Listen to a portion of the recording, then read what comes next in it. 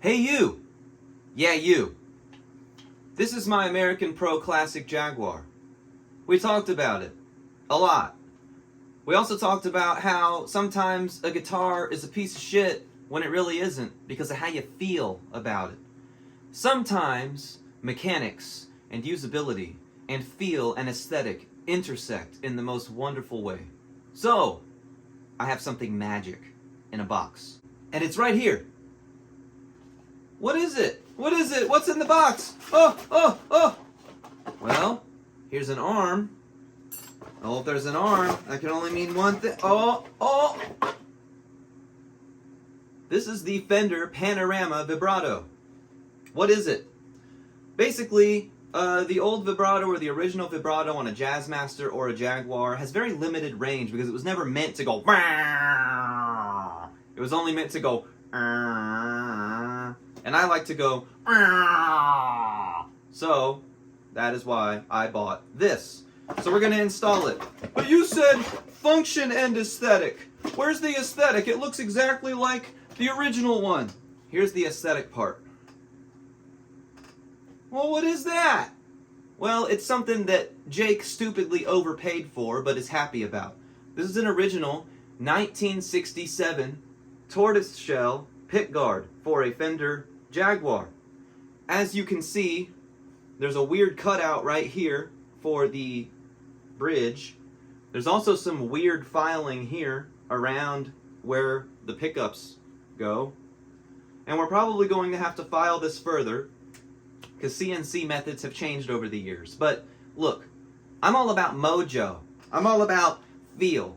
I'm all about how does it look when I'm on stage? How does it look when I'm taking videos of myself or selfies of myself or when I'm marketing my band or myself as an artist? And so I thought, is there a better pickguard I could possibly buy than an original tortoiseshell pickguard from 1967? But how do you know that it's real? Well, it just is. Trust me. But there is one way to tell. Oh yeah, that's real.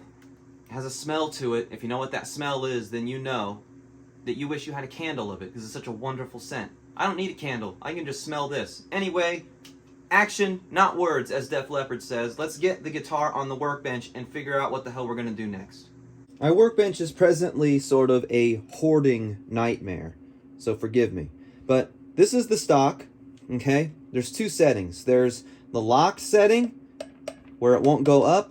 There's the unlocked setting, where it will go up. And this is all you get. So we're going to start at E flat.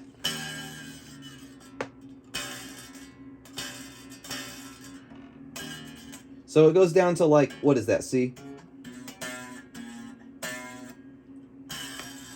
Yeah, it goes down to about, let's call it C flat. So it goes from E flat to C flat. This is 11 gauge strings. So what we're going to do is we're going to cut the strings off. As you can see, I have already replaced the bridge. It came with this bridge. It's a Mustang bridge, and I hate it. I like the original bridge, so I bought an original bridge. What we're going to do is cut these 11 gauge strings off of here, and then we're going to take the vibrato unit out and see if this is a drop-in replacement. Alright, so we got the pickguard off. Let's see if we can get the new tortoise guard to fit. I don't know, man. I don't know if it's going to fit or not. I mean, you're talking about 60 years of CNC body route screw hole changes and stuff, so I'm not expecting this to fit quite. It does not quite. It barely almost fits. So a couple of points right here needs to be trimmed a little bit, and then right here around the bridge thimbles. So I've actually got a file just off camera. I'm gonna oh, actually it's right here. I'm gonna use this file, and I'm going to just file this and this until it fits around those bridge posts, and then just up around here so that it fits around that control plate. So I'm gonna do that and come right back. Okay, so I got it installed. It was a bitch. Holy shit. First of all, I had to do quite a bit of surgery up here on this part. And then look at this abomination. Now, you can really see it, and that really sucks. The guy I bought this from said you couldn't see it when the bridge was installed. I guess, in theory, you can't really. I mean, you can, though. But it's fine. It smells wonderful in my basement right now, by the way. All of this filing. There's some holes here. I'm guessing this was on a body that had to be screwed down to get it to fit. The plates don't quite match up. Truthfully, I don't really care, to be honest with you. It looks awesome. I mean, it looks like mine, doesn't it? All right, let's get this off. Got it out. And here it is. This is the original one. You can see it's just a plate. Pretty simple. Yeah. Okay. And then here's the new one. Side by side. You can see quite a major difference in construction here between these two. Original's on the right, new one's on the left. You can see there's like a bracket here that lets it go down further. The spring looks thicker and heavier duty. Purportedly, you can go a lot deeper with this Panorama than you can with this one. But now it's time for the moment of truth. Am I going to have to do surgery on this guitar to get it to fit? JD, whoever that is. Alright, this is the ground wire. I'm not going to pay attention to that right now. I just want to know if this is going to fit. Oh, it fits! No way! It fits! Look, it's deep enough and long enough. Holy cow! And there's the burning question that everybody had. The Panorama trim drops in to the American Professional Classic Jaguar. The #1 complaint I saw about this product anywhere was, doesn't fit the Vintera, doesn't fit the Player, doesn't fit the Squire. The route was too shallow or too short. But for some weird reason, Fender, in a stroke of majesty and miracle, got it right. They routed it deep enough and long enough to fit the Panorama trim straight in without having to do anything. I can't believe it. I told my wife earlier, I said, honey, we're going to have to go to the hardware store later. I'm going to have to buy something so that I can route this out because I know Fender screwed this up. But guess what? They didn't. I cannot believe it. Let's screw it in. I'm not going to insult your intelligence or bore you by showing you this, but basically you just screw in these 1, 2, 3, 4, 5, 6 outer screws. That's it. You don't have to do anything else. It's a streak at this point, guys. Fender fixed one of the biggest problems with this design. If you're a real man and you use 11s like I do on these guitars, you'll notice, let me see if I can get the old one out. You see where this screw is? It's lined up directly with the string path. So if you use real man strings, it hits that screw and kind of deadens it a little bit, right? But Fender fixed it. Look at this. They didn't even mention this as a feature. But look, they put the screw between these two, which means when you use real man strings, it won't hit the screw. Way to go, Fender. Anyway, we've got it installed. The trem arm is still a pop-in, which I prefer as a gigging musician. It's very helpful to be able to just pop it in. There you go. Now, it came with a tip, but I'm not going to install it. But wow, there's already a major increased range of motion on this. And let's make sure this works. Well, we won't really know that until we have strings on it. Anyway, that's it. Let's put some strings on it. All right, we got it all strung up. Why are there 2 1s? Well, I don't like leaving holes in stuff. I like to cover them. That's why I put my initials right here and covered this. So I put 1-1 over the 2 holes that were in the middle of this pickguard. 1-1 for November 11th. It's a very important day for me. I'm not going to tell you why, but it's a very important day for me. So I'd like to remember it. That's what 11 is for. And then this is just a strip that I cut off of this mailbox letter set because there was a hole there too, so I covered it. But it's installed. I mean, there's so much travel on this. It's ridiculous. I mean, listen.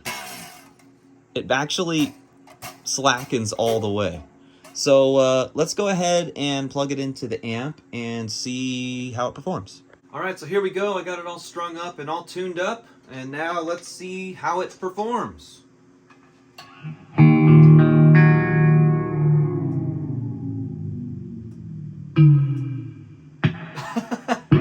It basically bottoms the strings out until they're totally slack. You can hear it magnetizing to the pickup. Well, what does that mean? That means you can still do the normal thing, right?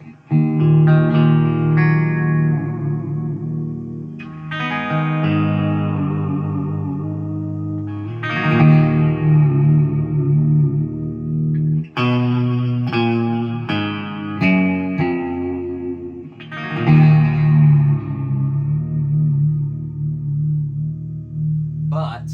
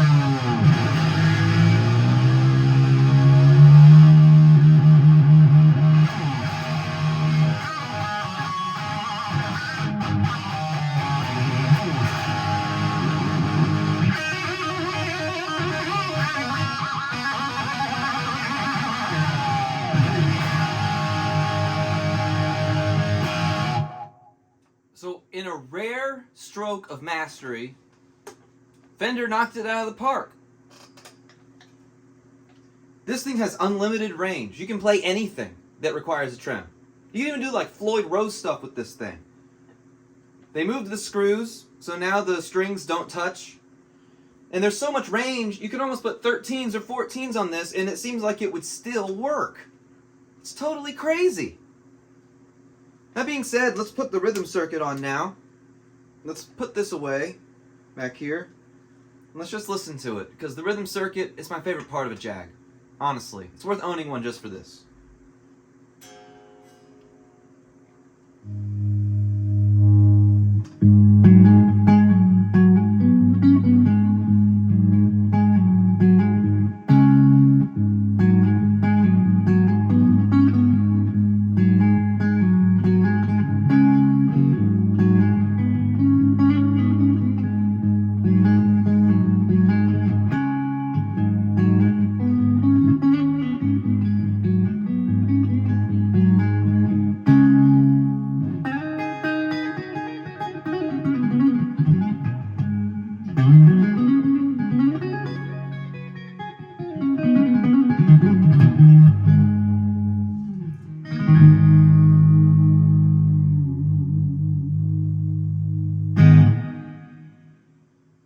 So there you go. That's the Panorama Vibrato, I should say, on the Fender American Professional Classic Jaguar with a 1967 pickguard, by the way, and with proper switching. We installed that in a previous video. So thank you very much for watching. Please like and subscribe. Please join the Discord if you haven't already. See you next time. Keep on rocking, and God bless. Also, the link's in the description if you want to buy the Panorama Vibrato unit. It'll be on Amazon if you want to buy it. There's a link in the description below. It'll help the channel if you buy it there. Thanks, bye.